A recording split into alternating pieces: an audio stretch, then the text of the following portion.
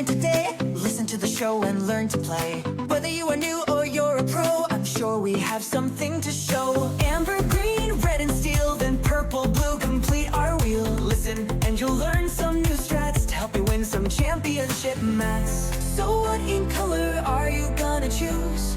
Inkable or uninkable? It is up to you.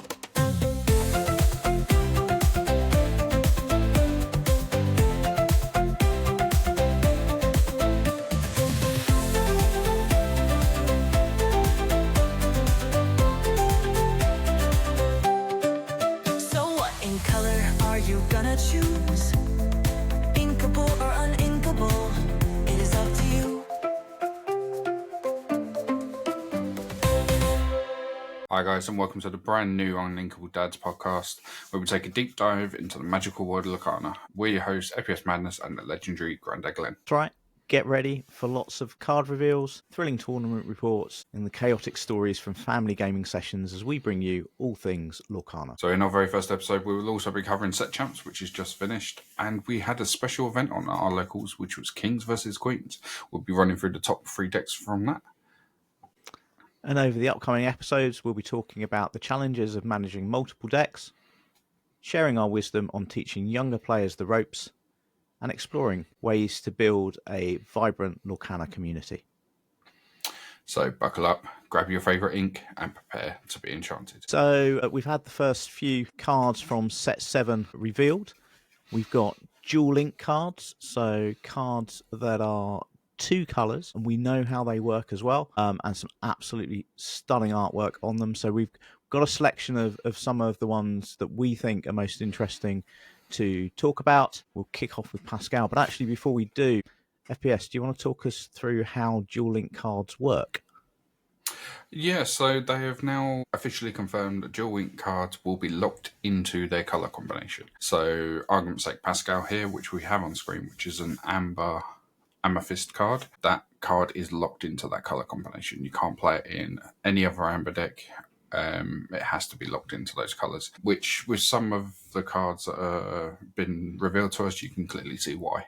So, but they have now confirmed that. It's nice that we've got a ruling on that, and that's the way it's going to be. So, yeah, I think this is one that is definitely going to be interesting for the more aggro style decks, which I think you've got a lot more experience building than I have.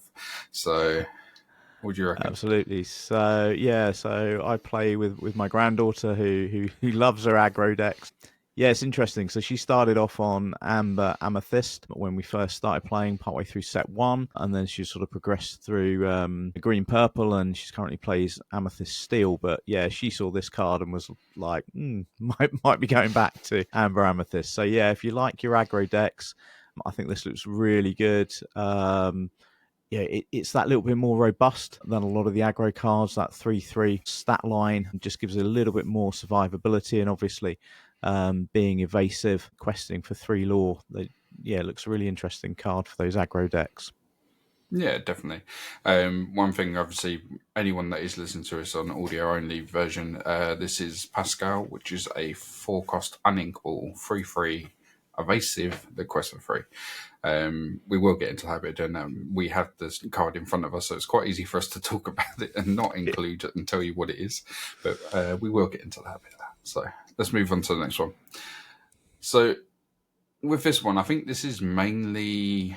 So we're looking at Jafar Newly Crowned, which is a 4-cost inkable 2/4 quest for 2 that has the ability during an opponent's turn, whenever one of your illusion characters is banished, you may return that card to your hand. Now, from the baseline, this is an okay card. I don't see any real issue with it. It should see play in Jafar decks potentially, but I think the main reason we brought this one up is mainly the illusion tag. I believe that's completely new, isn't it? Yeah, it is. This looks quite an exciting new tag. So Jafar himself seems to be working with these illusion characters. I can imagine that he's maybe conjured them up, and from the way they work, they seem to be sort of illusions, as the name suggests, that sort of come up temporarily, and they look like they could be quite powerful cards that we're getting in illusions, but with a certain downside to them that they can vanish very easily. So yeah, really interesting. I like the way it fits with Jafar, and then he's got the ability to bring them back. So if they are banished, they return to your hand if you've got this Jafar card down. Yeah, so as you say, these are very powerful cards, and as we can see by one of the first ones we're going to look at, which is Giant Cobra, which is a 3-cost inkable 4/4. It has got the keyword of vanish, so whenever a opponent chooses this character for an action, it banishes them. When you play this character, you choose and discard a card to gain 2 lore. This is a May ability, so it is nice. You do have the option there. You don't have to discard if you don't wish to. 4/4 is heavily statted for a 3-cost inkable, but the fact it can be banished so easily is definitely one of the downsides, which balances this card very well. Yeah, it is. So it's any action that targets the character. So I think Painting the Roses Red is a card that can target a character and reduce its strength by 1. I think it's a low cost action. So just something like that doesn't simply reduce an illusion's strength by 1. It actually banishes the card. So yeah, they're fragile to actions. Although I think important to say that's an action, not an ability.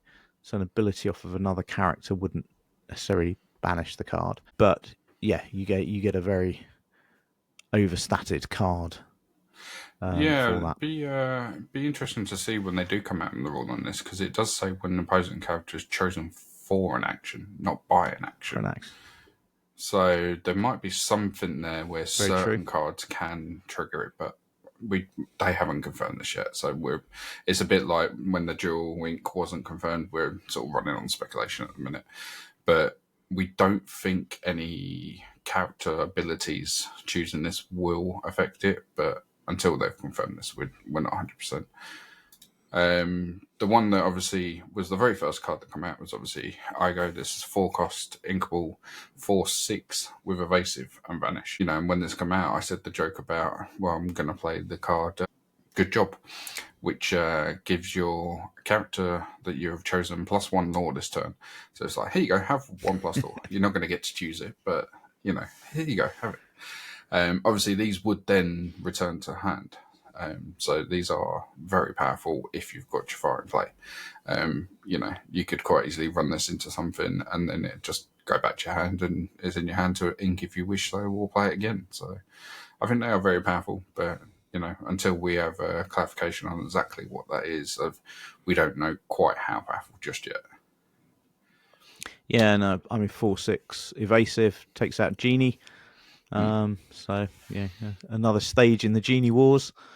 That this could come in, next turn, take out Genie, and as you say, if something else then hits it and banishes it. If you've got Jafar down, it just goes back into your hand to be reused.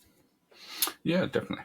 So next up, talking of Jafar, we have the new Jafar character, Aspiring Ruler. So this is a 3-cost inkable 3/2 quest for 2. It has the ability, when you play this character, chosen character gains Challenger 2 this turn. Now, the card itself is great, don't get me wrong, but that's not the main reason we're looking at here. The fact of the text at the bottom, at last both half of the crowns belong to me, and in the picture it's clearly assembling the, what was it, the Horcrux crown? The half Hexwell crown, I believe. So it'd be the Hexwell crown then. The Hexwell crown, yeah. Yeah.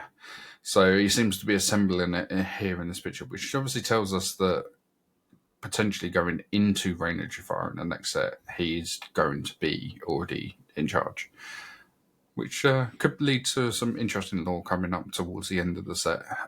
But yeah, I'll say a pretty solid card, to be honest with you. Absolutely. And what's your thoughts of the artwork on this card in particular? I think it's actually really nice. The one thing I like is the crown itself. It's got, as much as obviously this doesn't have any extra effect to it, I can see this being in foil could really stand out. I think a lot of the artwork on this set is, they've gone a lot more colourful. Seems to be a lot more vibrant. So it'd be really interesting to see how the print is. If the print comes out as well as we hope it will, and with the foiling on these could look really, really nice. What do you reckon? Yeah. I'm really enjoying the artwork on these cards. I think this one itself there's lots going on in it, but it all just ties so beautifully together. And as you say, there's fantastic use of color on the card. It's really good, and I love the way it's all fitting together with the lore. I think we're getting lore cards as well within the packs. So my understanding is that I don't know how many there'll be, but there'll be a number of where you get your information card at the back of the pack. It will have a little bit of the lore on there, and you'll be able to collect all of the cards, and they make almost like a little book that just takes you through the lore of set 7. So that's a really nice touch as well. Yeah, I could imagine. I'm guessing that's going to be a bit like the art picture. So one side will have the art where you've got like the 3x3 that fills the art, and on the back you can have a little storyline. So I think that's a nice touch. I think it's something to add. Everyone seems to enjoy collecting the art cards anyway, so being able to have that little bit of lore that goes with it. I could be wrong. It could be a completely separate card and we'll get more than 9, but we'll have to wait and see. Moving on from there, we have what I think is probably a very, very strong combo for Sapphire. Do you want to run us through these? Yeah, so the first card that we've got in Sapphire, it's a 4-cost inkable Scrooge McDuck, resourceful miser, 4 strength, 4 willpower, questing for 1 lore. It has 2 abilities. Put it to good use. You may exert 4 items of yours to play this character for free. And then Fortune Hunter, when you play this character, look at the top 4 cards of your deck. You may reveal an item card and put it into your hand. Put the rest on the bottom of your deck in any order. So card that's really interacting with items, as is this next one. It's Tamatoa, Happy as a Clam.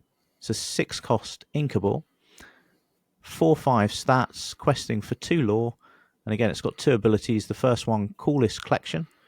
When you play this character, return up to 2 item cards from your discard to your hand.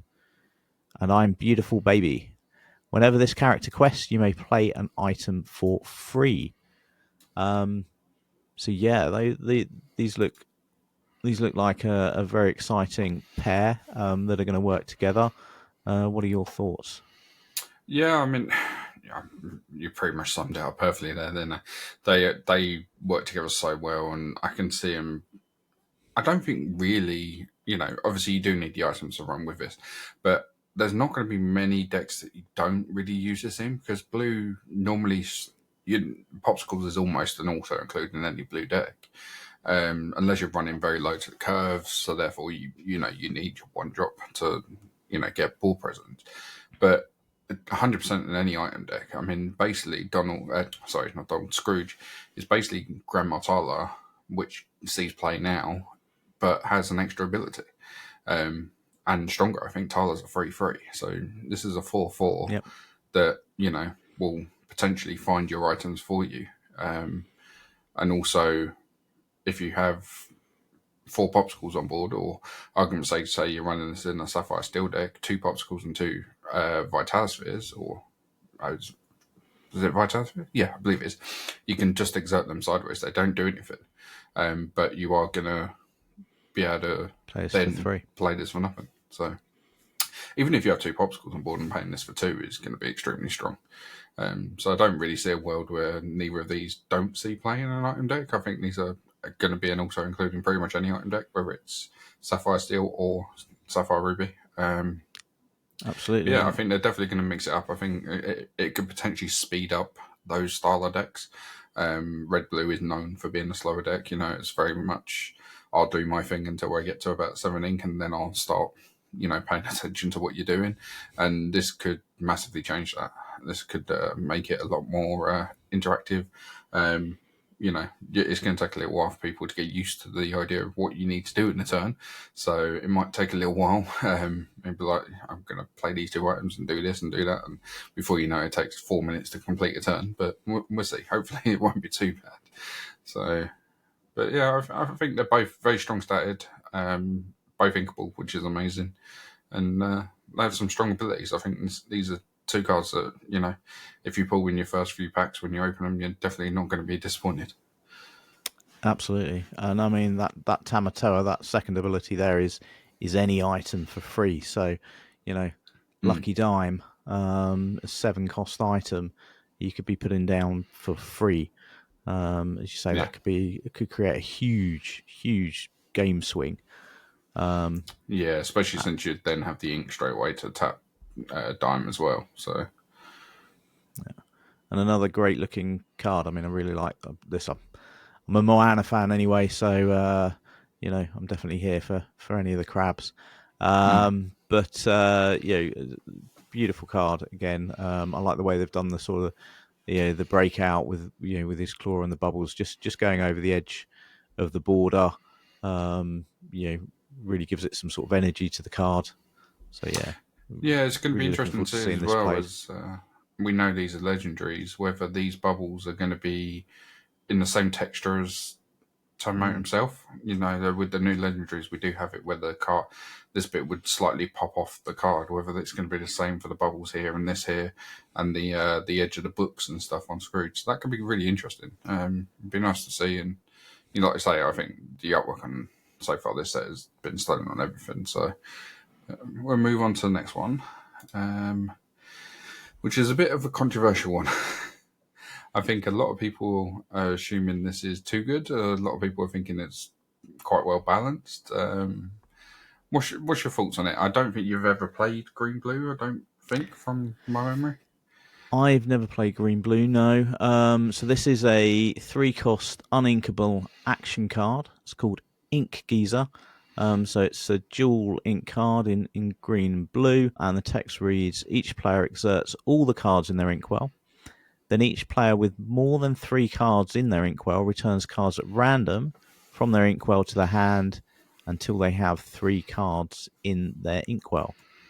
So you have played Green Blue, so where do you see this? For me, this is extremely good. A lot of people are probably thinking straight away, okay, this is going to shut down your decks like Red Blue, any ramp decks. But this is going to be more powerful than that anyway. You could easily get a deck, especially with green, that you can, recover your actions and do it again and again. That I can see a deck that runs relatively low to the ground, which basically I'll play this on turn 5. I'll go back down to 3 ink. You go back down to 3 ink. Well, that's fine.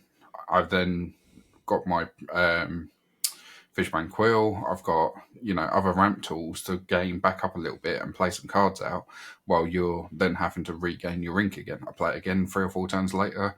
You could stop red decks from ever getting to be prepared. Every time they get to 6 ink, right, let's take it back down to 3 again and then go again. And especially with the ramp tools that Blue has, is every time I knock you back down, I can just re-ramp back up, So I can see this being better in a low to the ground deck. Obviously, if you start putting this in with like Mufasa and stuff like that, I can see it's being very out of control very quickly.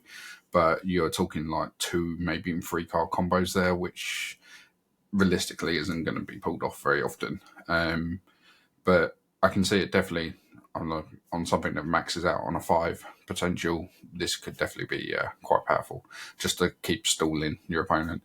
Keep saying, well, I'm happy to play with 3-4 ink. You're never going to get to your Tremaines, your Medusas, cards like that. So I think this could be very powerful in the right deck. Do you think there's ever a world where this could combo with Bend My Will? Potentially. The issue is getting back up to 7 quick enough. Yeah. Because obviously the chances are, depending on what deck you're playing against, they're not going to be able to empty their hand.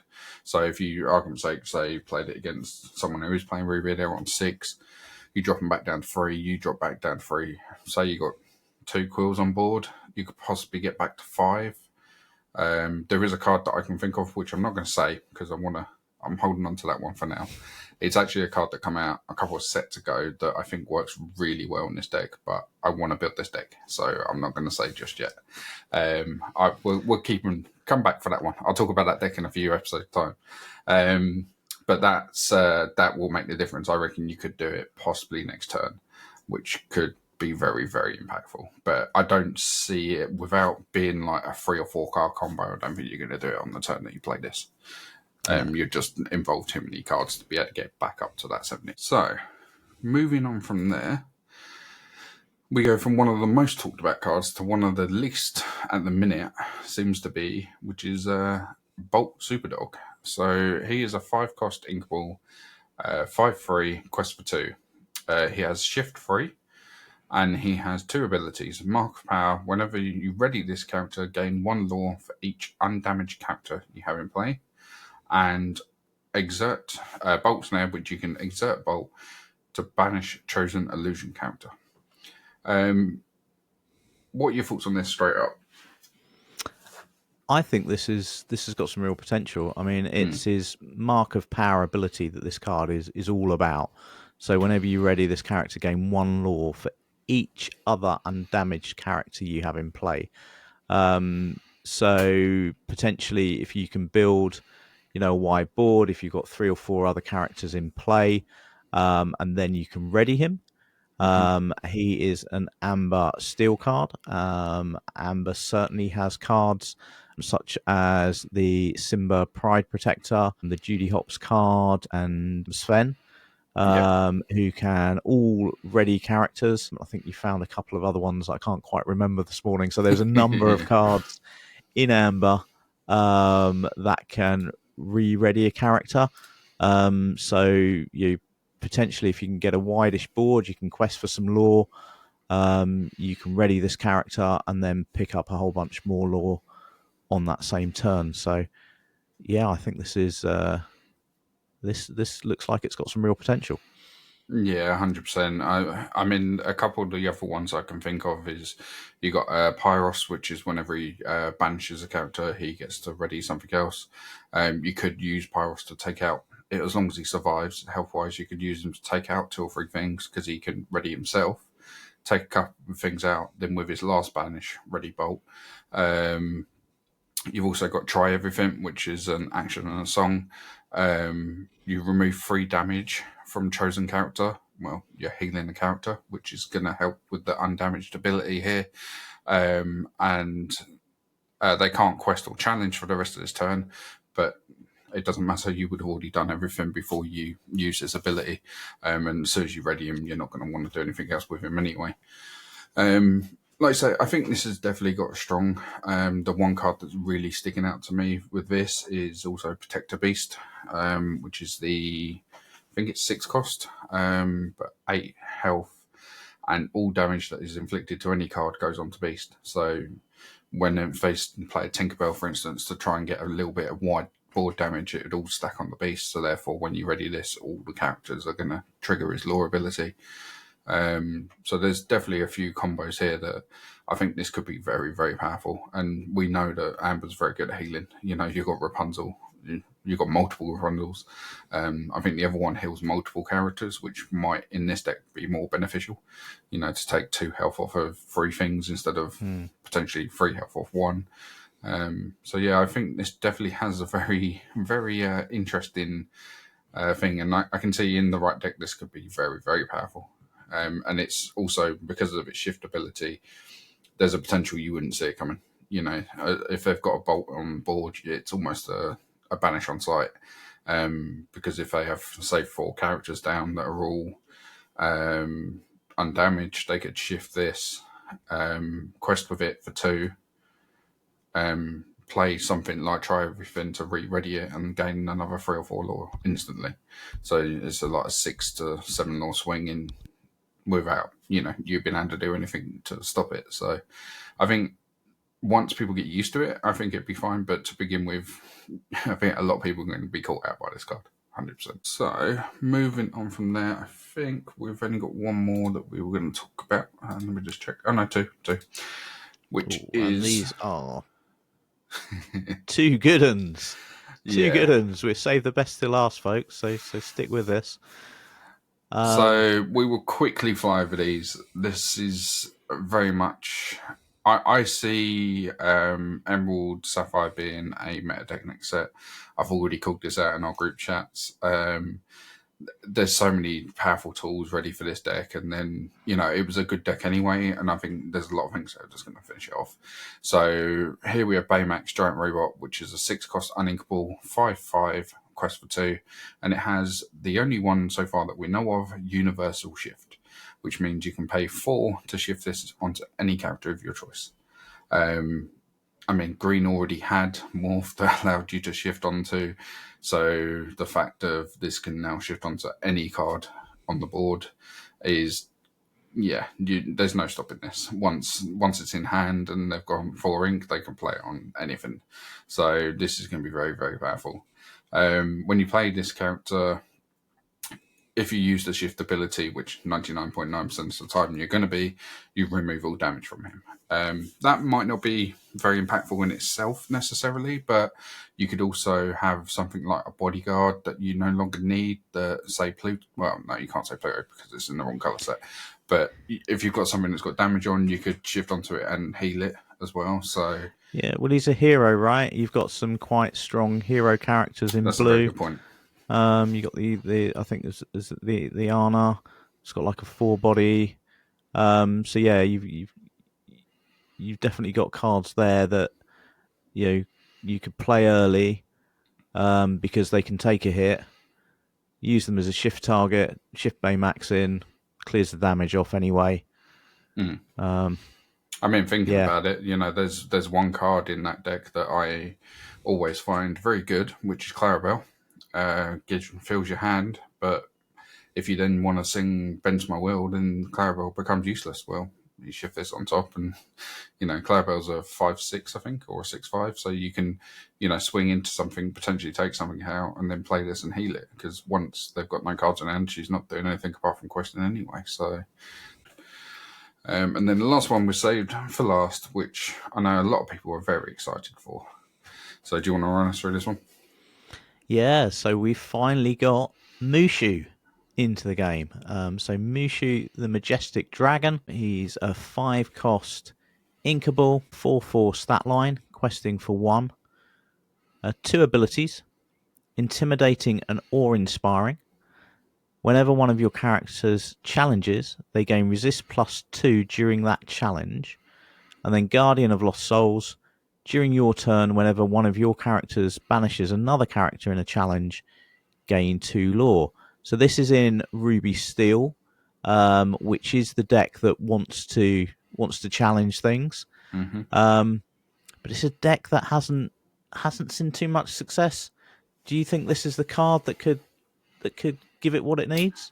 Yeah, quite possibly. So when we look at Ruby Steel, there are already a number of cards that gain the lore from challenging. So you've got Robin Hood, you've got Supergroove, and you've got Callahan, which all gain you 2 lore when you challenge. Well, 2 of them is on banish, and 1 of them is just whenever you challenge. So if you can then gain another 2 lore on top of that, and you've got resist 2, a Callahan who's a 2-cost could potentially gain you 4 lore, and with her resist, it's got to be a 5 strength to trade. If it's a 4, she's going to survive, which is absolutely busted. So I can see this is definitely the right steps to make this deck work. I feel like if they bring out 1 draw card for Ruby Steel, that's it. I think this is 100% off the races, and there's definitely a good chance of this becoming a really good, strong deck. Yeah. Inkable or uninkable, it is up to you. Well, as much as the reveals have been amazing so far, let's drop it back a tiny bit, back to Set Champs. Now, Set Champs has just finished, hence the release of all the reveals. And I think we did quite well, to be honest with you, as a local store. I think there's, 12 of us that go regularly, and I'd say probably 6 of us that went to Set Champs competitively. And I think we did quite well. I mean, how many scars did we end up with for months? What was it, like 5, 6 of us? Yeah, amongst 5, 6 of us, we brought a few of these bad boys home. So there's 13 scars came back to Chelmsford. So yeah, really, really good effort there. And I think 3 mats as well. Nice. Yeah, I think one of them was a championship mat, which I don't know whether he wants his name out there, so I won't say his name, but he did really well. We actually played a Emerald Ruby deck with the Robin Hood and the multiple actions, which is it's a nice deck. When it combos off, it's very hard to stop. So he did really well. And then there was 2 normal mats, which technically could have been championship mats. If we hadn't got a hungry friend who decided to stand up a rather famous YouTuber in the finals to go off and get dinner. He hasn't lived that one down since yet. So, every time we see him, we ask him what time his dinner is, whether he's got enough time for a quick game. So, well, I did have to play him in a set champs next weekend and did ask him if he had lunch, but apparently buying him lunch wasn't quite enough to get him to concede that one. Well, it's worth a try. So, and then I believe the other one was basically he'd had enough of the day and they decided to call it. And I don't know whether they did a dice roll or whether he just didn't want the championship mat and took the other one. But on that topic, we've actually got a change coming to the champs, haven't we? They've decided to take that away from it completely now and drop down to 1 mat only. Which, what are your thoughts on the changes coming? Yeah, I'll go on that then. Actually, I think it's okay. I mean, we never like it if we've got something and it gets taken away from us. It always feels... This is true. Feels like we're losing out on something. But actually, so many of those final matches are not being played. I think they would be played if they could come up with a different font for the champion word in the mat. A lot of people don't seem to like the way that the champion looks on the mat, so they're quite happy to have the plain mat itself, and therefore... a lot of finals not being played out, and I think that's a shame. I think if you've played all the way through a tournament to the end, you want to see a winner, you want to have a champion. So, I think this makes sure that final is played out. So I don't think there's anything wrong with that. And I think they're giving us, though that's being taken away, I think they're giving some extra incentives for people to play in the set champs, aren't they? Yeah, I believe so. So obviously dropping down to 1, is going to help with the value of the mat anyway as well, because where they're harder to get and people want them, raise that up, which helps in a way. But then also, I believe the cards might be even better because you're going to have the non-foil versions of the cards come out. I don't know, are they just going to be non-foil or are they non-enchanted versions? I'm not entirely sure. They haven't 100% clarified on that. But there will be a set promo card for it as well, so which I think everyone gets for going. So at the minute it's a top 8 that gain the this time around it was the Scar, but it also means that anyone else that went would also receive its promo, which I think is a really nice addition. And it makes it feel that a little bit better for, like, I won't say when you say the kids, because let's be honest, I took my daughter to our first set champs, and she really enjoyed it. She enjoyed the day. Unfortunately, she didn't end up quite high enough to get the Scar, but she still enjoyed herself. Whereas I think if you have that promo, it's just that something little extra that it's like, she doesn't know it's included with it. It's like, there you go, you've got your promo at the end of the day, well done for playing, sort of thing. I mean, Lily had a bit more luck and, she managed to actually get herself a Scar, which was really good. And, we were all really happy for her. But, I think it does, so she's been help. Playing, but Lily's been playing like almost a year longer. So, yeah. The same sort of thing in Lily's first set champs. I mean, she didn't get anything there, even though she actually played quite well. I think she went through 4-1 in Swiss on her first set champs. But didn't get through to the top tough 4, set champs, in fairness. Which was the days when aggro could really do something in the right setting. But yeah, she turned cards sideways all day and made a top 8, which was awesome. But there was there was nothing for top 8 in those No, it was early only top set 4 at the time, champs. wasn't it? So it's only top 4. So, I mean, any sort of promo that she'd have walked away with would have just been a real boom for her early on. So, yeah, I think anyone, especially starting out, I think it's really good to have something to encourage people to keep going to the set champs. Yeah, no, definitely. And like I say, it just takes a little sting off and it helps a little bit. And, at the end of the day, it's another item that you can collect and, you can go to your set champs and you're going to get your promo. If you manage to do well, you're going to get the enchanted promo. And if you do really well, you'll get a mat. But at least there's a middle ground, you've got the promo, the enchanted, then the mat, so there's something for everyone, no matter, whether you're just starting out or whether you're someone who is highly competitive and your goal is that mat. So, yeah, I think it's really good. I think the changes coming should really help. Obviously, they're going to be moving away from melee for set champs and stuff, I believe. But we don't know any info on that yet. We don't know what the website's going to be like. Everything we would suggest will all be on speculation. We don't know anything on that. So we can't really say much about that. So and we both went quite low to the ground aggro for set champs this time round, didn't we? I think you played it was quite a low to the ground Emerald Steel deck. Yeah, I did. I actually went a lot lower than my normal deck. So this is actually the deck I decided to run for set champs. Now, I'm not going to lie, this was slightly inspired off Harlan's deck of the blue or sapphire steel version.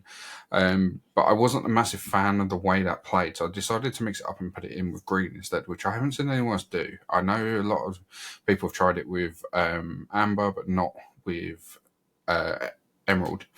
And it seemed to work really well. I've got to say, the Merfolk into Robin Hood and then going forward from there, there was multiple times where I had Robin Hood on turn 1, Smee turn 2, Shift Robin Hood turn 3, and then John Silver and Merfolk on turn 4. And that's a deadly combo. You're questing for 6 each turn. John Silver stops Smee from damaging himself, and then from there you can then just start building the board and going wide. I even went a couple of times where I went in Merfolk into Merfolk Robin and then Shift Robin on the next turn, so you got 2 Merfolks and a Robin down. So it worked really well. It was very basically go wide and quest style of deck. Obviously the Pluto in there to help with the bodyguard. John Silver was for me one of the strongest cards. Just being able to stop that challenge into the Merfolk or stop the challenge into Smee was really good. It also works really well Maui Shark. You play it and stop their Maui Shark from challenging, so it's like that just basically stalls the game and can help you win it. And then Doc, again, it's very strange for me because I'm not used to playing with such low hand count. I try and keep at least 3-4 cards in hand if I can. Whereas going to the point where inking, say like I'm on 4 ink, I'm inking a 5-drop, I'm playing a 2 and a 3 instead of inking one of those cards, I'm playing the 5 just to empty my hand ready for the dock. It feels very, very strange, but once you get used to the idea of it worked really well. I went pretty much flawless on that day. I got very, very unlucky in the top 4. We won't go into too much detail, but I let someone take an action back that I shouldn't have, and it cost me the game. That would have been pretty much a guaranteed mat, but unfortunately I decided to allow him to do a take back and it cost me. But it is what it is. I learned from that situation, and there's a reason why there's no take backs in competitive Lorcana, and I learned the hard way. So yeah, but I think you went very similar, quite low to the ground, but I believe you went purple, didn't you? So I can bring your deck up now. Yeah, I did. So actually, this is Lily's deck. This is my granddaughter's deck. Yeah. So she's been playing this pretty much since the start of the set. She plays it slightly more aggro version, but I've kind of been itching to get my hands on it. First set champs I was going to on my own, so I was able to steal it off of her, and this is what I turned it into.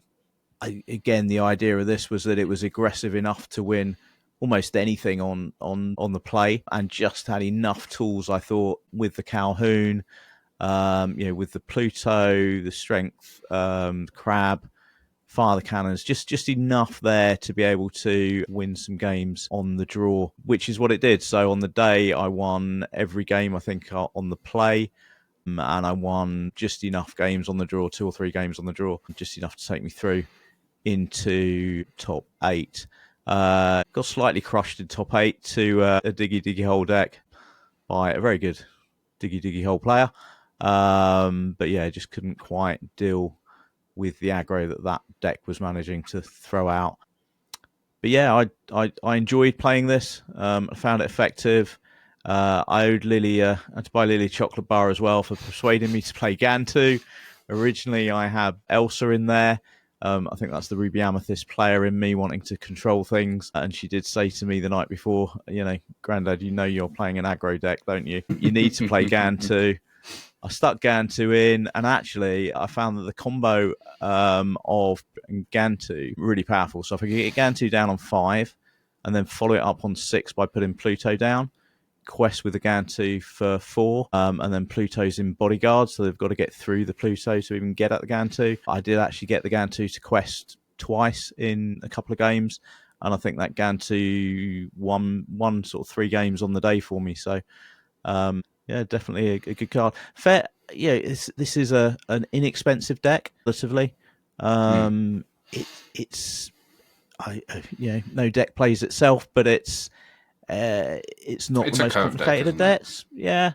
So if you're looking for a deck that that's fairly cheap, fun to play, and effective, definitely give this a try. Yeah. No. Then in the comments, you should be able to comment on.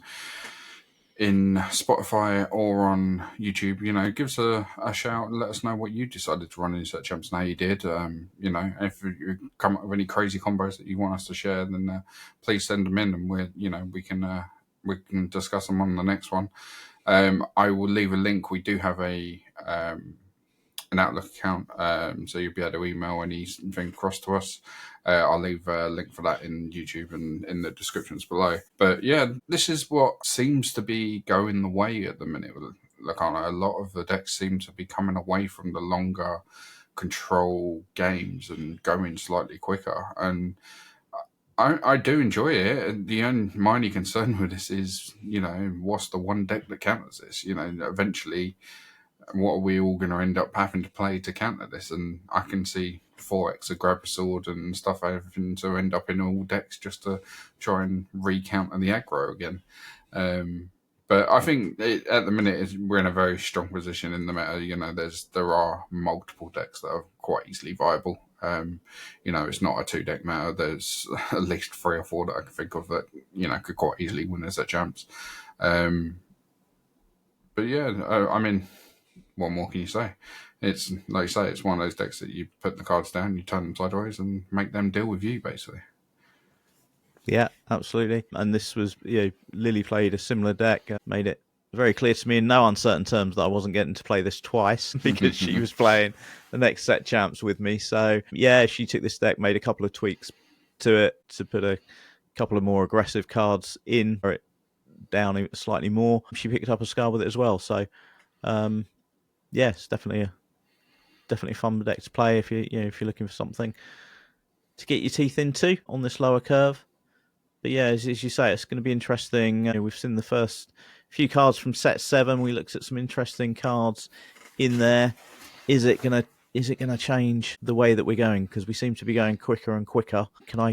One deck gets under the other deck, and then somebody comes up with an even more aggressive deck to get under that one. So it'll be interesting to see whether you would get a bit of a reset in set 7, or we just get even quicker. I don't mind quicker. You get a break. Well, this is true. This is true. You've got less chance of the draws going quicker, which is always nice. It's going to be interesting to see. It really is. And I think there are cards that have so far been revealed that seem to be things are slowing a little bit and seem to be leveling. I would say they're not like really, really late control. There seems to be a lot of combos that can end the game very quickly, but you've got to build a little bit of ball presence to be able to do so.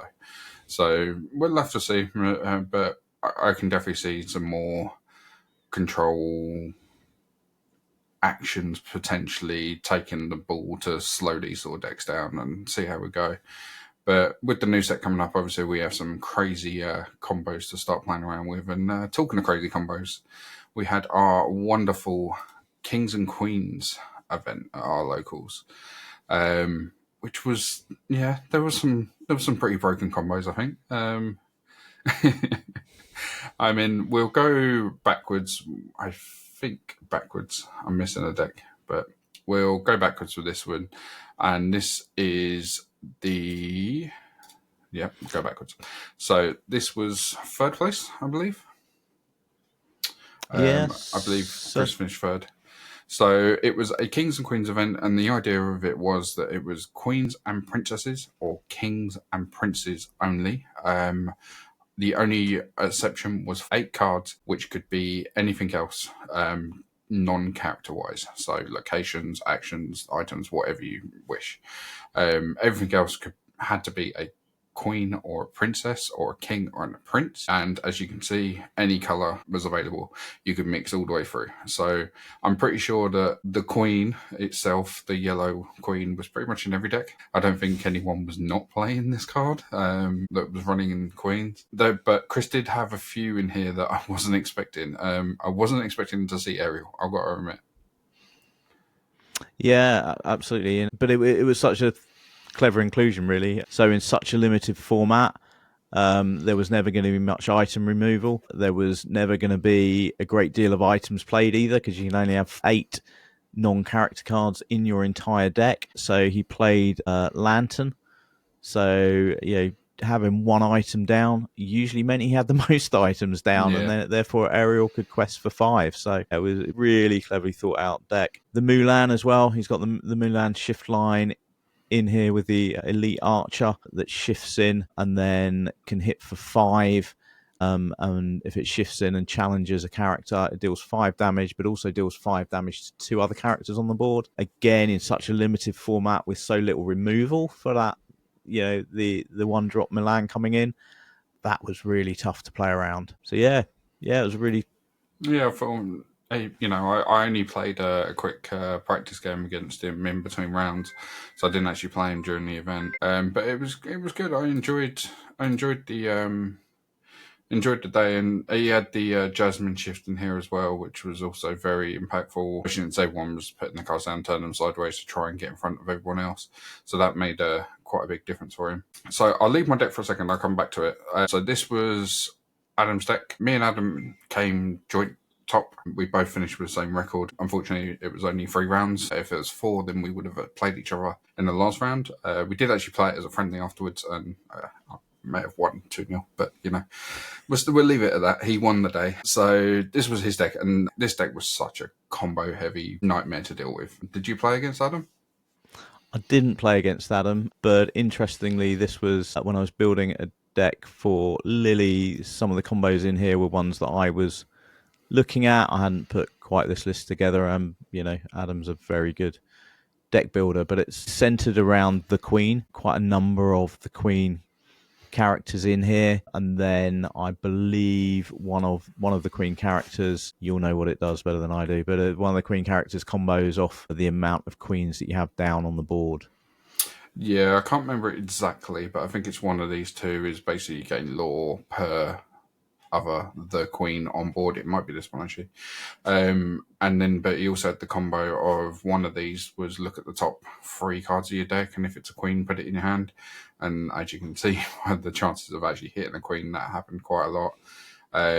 It was a very, very strong deck. It was very much a case of build your board, build it up nice and wide, and then from there, just go ahead and play what you needed to quest out very quickly. Unfortunately, I don't know all the play lines on this, so that's why I'm not going to go too much into it. But it was very strong. A lot of people struggled against this. We'll go back to my deck. The reason I've left mine is obviously because I built it. I knew the idea around it. This was very impactful, and I'll come to the locations in a second. But for me, I decided that the shifts were always going to be a good option. So you had the Kida and the Queen. I think there was multiple games where I actually opened the game with the Queen on turn 1, Anna turn 2, and then shift the queen on turn 3. The reason I didn't shift on turn 2 is because I then had nothing to challenge with. Whereas if I shift on turn 3, I could then quest with the queen, give the honor +4, one of theirs -4, and challenge within that turn. Whereas if you shift on turn 2, you can quest, but you can't challenge. So it was one of those ones of waiting one turn wasn't going to matter, but having that 5 hit into something did impact the game. I also had multiple games where I went queen into shift into Tiana, which then just makes it very, very awkward. I think the game against you, I think I did that on one of them, didn't I? And it pretty much locks the game down, especially when you then play Kida 2 turns later. So it makes it a bit awkward. Yeah. Or when you drop McDuck Manor in between that. Well, this is the thing, and this is the one thing I looked at. I knew it was a limited format, as much as you can play any princess or queen or king or prince. The one thing that wasn't going to get played was going to be location removal. I knew there may be a little bit, but not that much. So I just decided to go full out 4/4 on locations. Unfortunately, it's covered up by the numbers here, but both of these quest for 2 and both of these have 9 strength. So they're not easy to remove. The ability on Treasure Mountain never got used. I didn't even move anything to it. It is purely there for the 9 strength and 2 willpower. And there was a couple of games where I think I played Lily, where I got Kida, Anna, Tiana, MacDuck, Treasure Mountain, which pretty much is game ending at that point there, because if you decide to deal with this, you've still got 2 locations that are gaining 4 every turn. So it worked very well. And like I say, we played the friendly up against Adam, and it did really well, but it was one of those ones of once we played a couple of games, he obviously knew what was coming. So, if we'd played a couple more games, it could have easily swung the other way. But yeah, that was the Kings and Queens event. I think it was a good day. Did you enjoy yourself? Yeah, it was fantastic. I mean, really good to see cards that don't commonly get played, and good to see the combos that people have thought up. Some people have put a lot of thought into their deck. We're not showing my deck list on here because mine had a lot less thought, thrown together a bit at the last minute, so we'll say no more about that. But people have put some real thought into it, and different cards, different combos, just a fresh way of playing Lorcana. I'm sure we'll find a way of linking the decks sort of below so people can take a look. But yeah, if you're thinking about events to do at your local game store, this was quite a simple one in terms of the rules. 60 cards, 52 of them kings and princes, or 52 of them queens and princesses, and then 8 non-character cards. So people can have a real go at putting something together, bring it along, and everyone has a lot of fun on the day. So yeah, definitely worth a thought if you're looking for different events, different ways to play Lorcana. Yeah, no, it was good. And like I say, I think that I took my daughter, and I think you took Lil, and I think they both enjoyed themselves. And like I say, it's nice to play cards that you don't normally play. They're not necessarily meta cards in the moment, and they're cards that I actually had to go in the binder and get. Not just cards that are floating around in my normal deck building stuff. So no, it was good. It was a very good day, and I highly recommend it for anyone that is looking for something different. Even if you just want to do it at home with your family, the idea is there, and it's really it's quite straightforward. So we will be doing other theme events at local. So when we do, obviously we'll bring you the news from them, and our ideas, and hopefully then you guys can also play around with those. So I don't think we've got much else to bring you, unfortunately. That is it for the wonderful week of Lorcana. So what are the plans for next week, or next episode? So episode 4. Oh no, this is episode 1, isn't it? Sorry, we might have had a few goes at recording this. So next week's episode, episode 2, I think we'll tell you a bit more about who we are. Give you a bit of an introduction into us and our crazy worlds. We'll have a look at some more card reveals. They seem to be thrown at us thick and fast. I think while we've been doing this, the phone's been pinging with a few more that have come in. So we'll have a look at some more reveals. What else do you reckon's on the horizon? So we should have...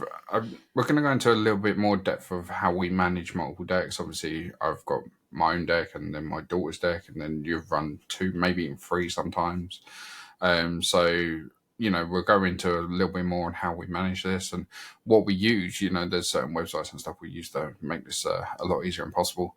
And we'll also bring you, with the reveals, maybe a little bit of theory crafting on what we think could be coming up, and maybe we'll come up with a few deck ideas that, cards to possibly watch out for, or cards that we think are going to be highly impactful, and we'll go from there. But some spicy combos. Yeah, definitely. If there's one thing we're good at, is some random spicy combos. So we're going to end it there. So thank you very much for watching or listening. Like I say, please leave comments in the comment section below.